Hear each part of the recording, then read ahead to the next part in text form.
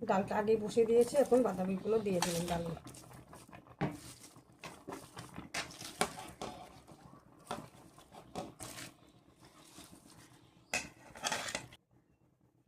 বাঁধাকপিটা সিদ্ধ হওয়ার জন্য ঢেকে দিলাম। ডাল হয়ে গেছে, ডালে হলুদ দিয়ে সম্বার দিয়ে দেবো।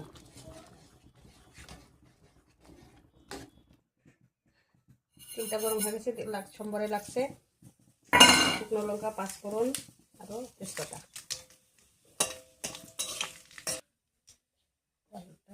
সম্বার দিয়ে দেবো।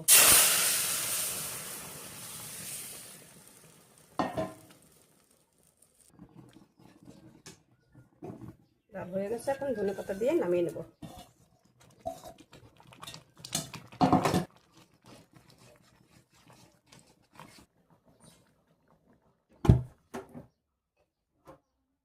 হয়ে গেছে ডাল, মুসুর ডাল দিয়ে বাঁধাকপি রান্না করেছি, ঢেলে নিলাম।